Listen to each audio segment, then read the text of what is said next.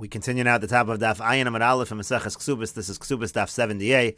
On the previous summit, they asked Ilfa who the author was of a particular Tosefta, and he answers Rabbi Meir. That Tosefta is authored by Rabbi Meir. The Yamar mitzvah l'kayim divrei hameis. Rabbi Meir holds that it's a mitzvah to fulfill the words of the deceased. Rashi over here says Rabbi Meir demas nisani. We're talking about Rabbi Meir of our Mishnah.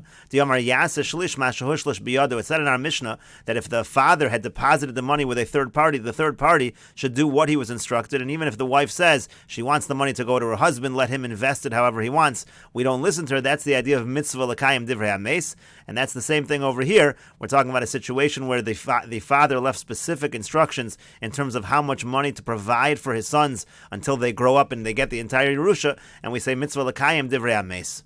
And the Gemara continues, Amar Rav Chisda, Amar Marukva. Rav Chisda said that Marukva said, Hilchasa, the halacha is, Bein sha'amar tenu, uvein sha'amar al titnu. Whether he says you should give a certain amount, let's say he says give a shekel, it turns out they need more, or even if he says only give them a shekel, and it turns out they need more, still, nosden lahem kol tzarchim. We actually still give them everything that they need. In other words, if it turns out that the cost of supporting them is more, we give them more, even in a situation where the father seemed to specify to only give them a lesser amount.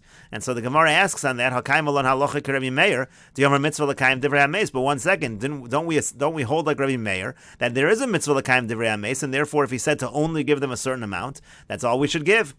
And so the Gemara says, no, hani mili b'mila achronisa, that refers to other matters, aval b'ham meinach nichole, but over here, really he wants to support them fully, v'had amar hachil zeruzinu hudas, and the only reason he said this was because he wanted to make it that they wouldn't overspend too much money. He wanted to make it clear that they should just give the money that's needed so that the Yerusha could be preserved.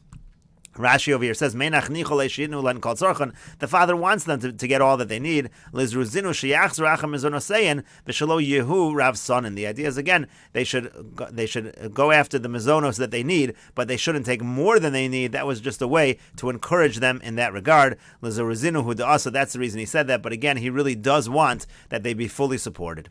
And the Gemara continues, Tanan Hasam, we learned in a Mishnah over there, this is a Mishnah in Gittin, it says, HaPa'utos, let's say you have the young children, Mekchon Mekach umemkoran mecher, so if they purchase things, if they sell things, that is going to be effective, but it's only going to be effective by metaltalin, by movable objects. Amar Rafram says, Lo shanu ela she'ein sham apotropos. That's only true if there's no apotropos, there's no caretaker.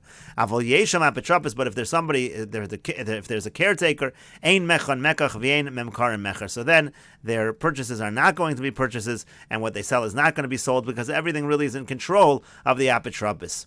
And the Gemara says, Mimai, so how do we know that's the case? Mida katani ein maisa katana klum. It's because our Mishnah said that what the katana does is nothing. That's what it says in the Mishnah. So therefore, that's the idea over here as well. What the children do is not going to be anything. But the Gemara says you can't bring a proof from our Mishnah. Maybe over there, where there was a specific person, not like an apotropos, but an actual third party that was given instructions, that's a little different. There we say, in maisa katana klum. The katana can't do anything if there were instructions given to a third party. But maybe when you just have an apotropos, maybe it's a little different.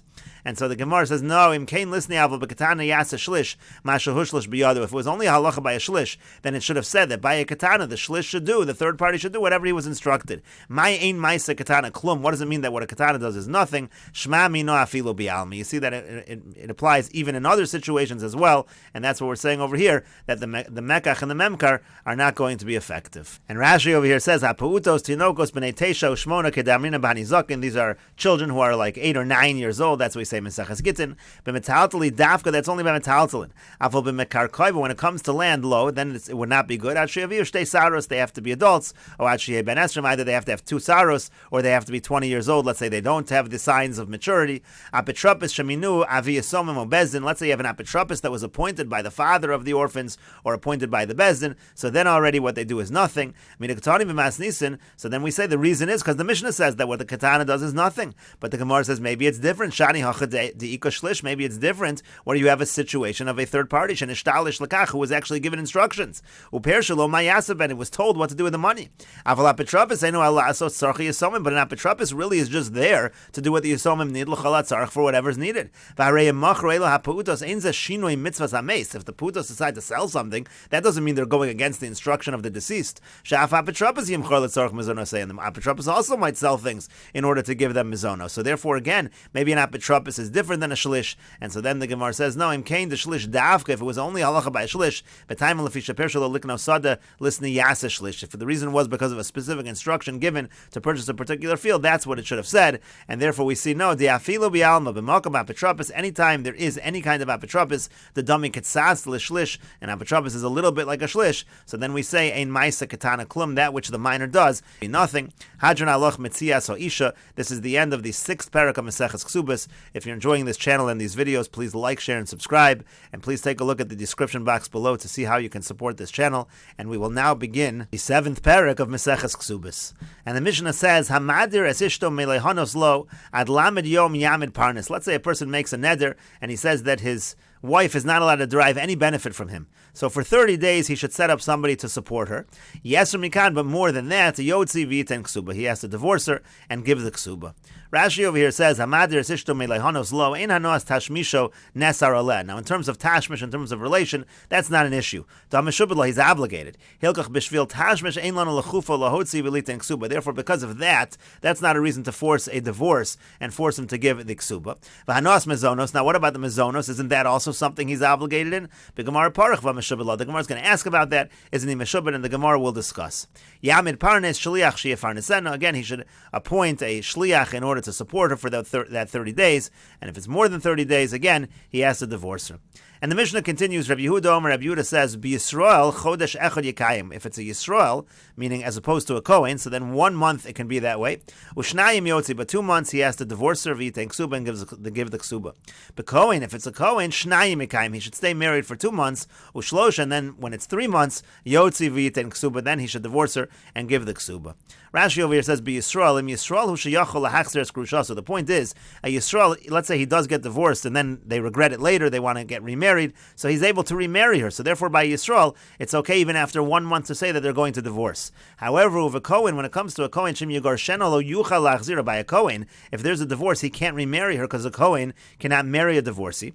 V'shem asofu yischarit, maybe in the end he'll regret it. So Yehavu le Rabbanan zimnat fei. So there the Rabbanan extended it for that extra month. They said remain married for an extra month to ensure that there are no regrets. And the Mishnah continues, Hamadir es ishto shelo titom echad mikol haperos. Let's say a person makes a neder for his wife that she's not allowed to taste any particular kind of fruit. Yotzi v'yitein ksuba. So he has to divorce her and he has to give the ksuba.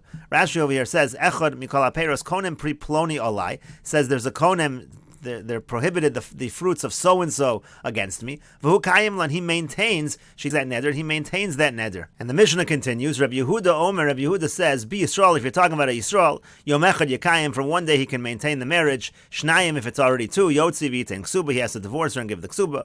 Of a Kohen, and again, when we're talking about a Kohen, Shnayim Yekayim, 2 days maintain the marriage in such a situation, Shlosha Yotzi v'yitein ksuba. If it's 3 days, then he should divorce her and he should give her the ksuba.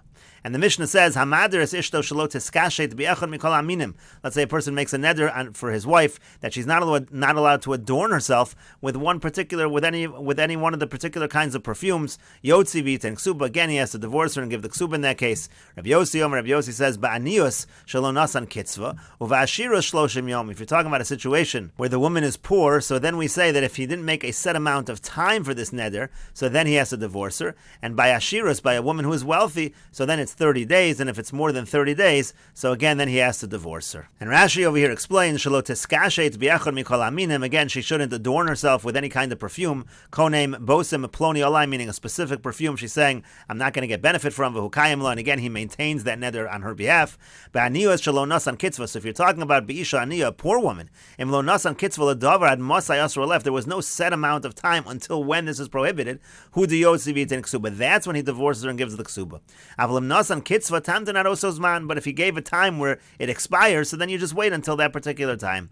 Uva Gemara mefarash ad kama hi kitzva, so the Gemara will explain what exactly is considered to be that it has a deadline. Uva ashiros sheragilos lakach, by somebody who's wealthy, who's accustomed to having these perfumes, ad shloshim yom, then it's only for 30 days, and lo hidira yoser, and kofin lahotzi. So if it isn't more than that, so then we don't force him to divorce her. And the Gemara says, v'kevan de meshubedla, but since he's obligated to give her mizonos, hechi motzi madrila, how could he even make the neder against her in the first place not to provide her with mizonos? Kol kamine demifkal l'shibud, is he able to undo this shibud, this obligation that he has? V'atanan, but we learned in a Mishnah, konem she'eni osa leficha, eino tzarach lahafer. If the wife says she's taking a konem that which she earns is not, that which she produces is not going to go to him, there's no need for him to annul it because she's obligated. It doesn't take effect anyway.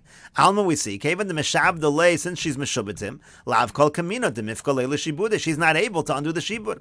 Hachanami, the same thing should be true here by mizonos. Kevan the meshubed law, since he's obligated to her, lav kol kamine demifkal l'shibud, he's not able to undo her shibud.